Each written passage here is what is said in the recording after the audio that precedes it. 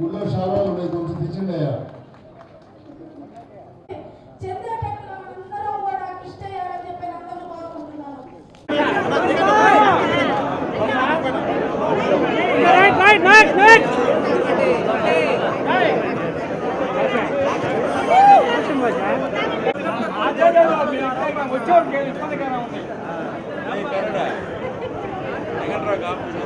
నాగేంద్ర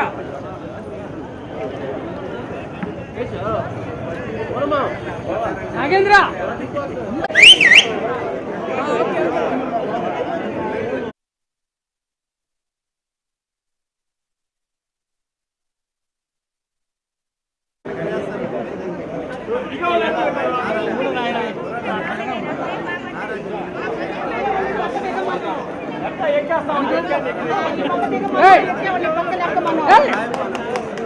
నేనే చెప్పాను పడిపోతా అది పడుతున్నాను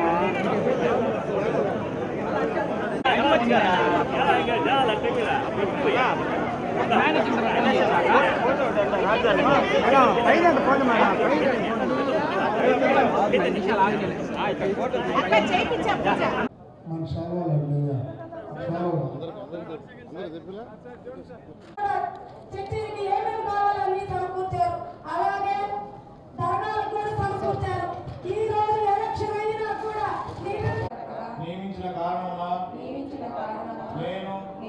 నా శక్తి సామర్థ్యములు వినియోగించి విశ్వాసపూర్వకంగా విచక్షణ జ్ఞానంతో నిర్భయుడనై వాత్సల్యమును పాటింపక దురుద్దేశ రహితులనై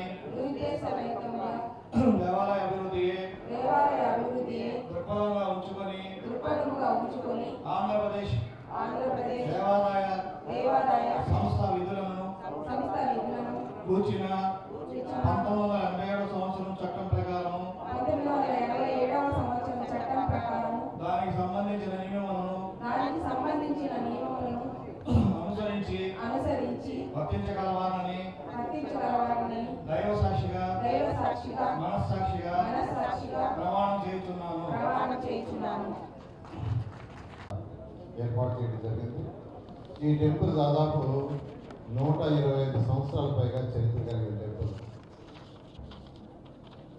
ఇది 2017లో నేలమట్టానికంటే 2017 అప్పుడు నేను మంత్రిని, నేలమట్టానికంటే 3 అడుగులు కింద ఉంటే దాన్ని 9 అడుగులకి పైకి తీసుకొచ్చి యాక్చువల్గా ఆ రోజు చేయడం జరిగింది 2017లో.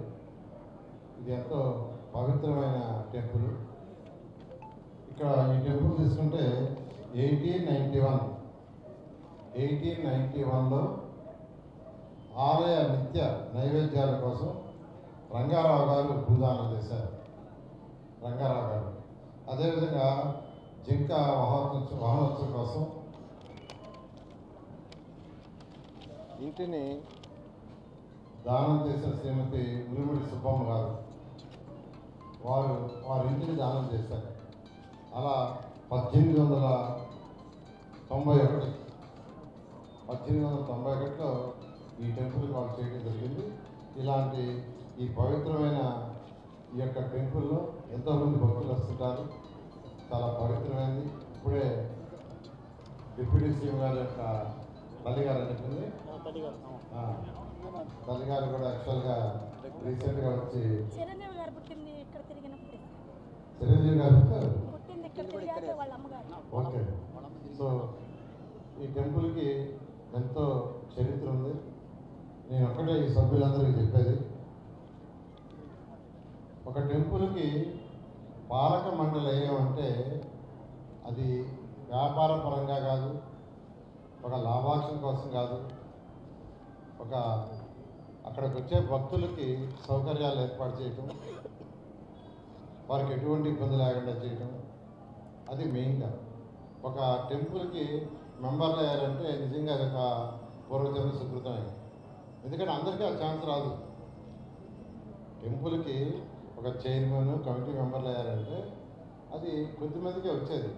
అటువంటి వచ్చిన అవకాశాన్ని నేను సభ్యులందరూ రిక్వెస్ట్ చేసేది ఏంటంటే ఈ టెంపుల్ని ఇంకా బాగా డెవలప్ చేయాలని, ఇక్కడ జరిగే జరిగే ప్రతి మంగళవారం జరిగే పల్లకి సేవకు కానీ శ్రీరామనవమి సందర్భంగా జరిగే 9 రోజుల బ్రహ్మోత్సవాలకు కానీ హనుమాన్ జయంతి కానీ చైత్ర శుద్ధ పౌర్ణమి రథోత్సవానికి వచ్చే భక్తులు ఈ కార్యక్రమాలు జరిగే భక్తులకు ఎటువంటి అసౌకర్యాలు లేకుండా వాళ్ళందరికీ సౌకర్యంగా ఉండేది చేయాలని అందరినీ కోరుకుంటున్నారు.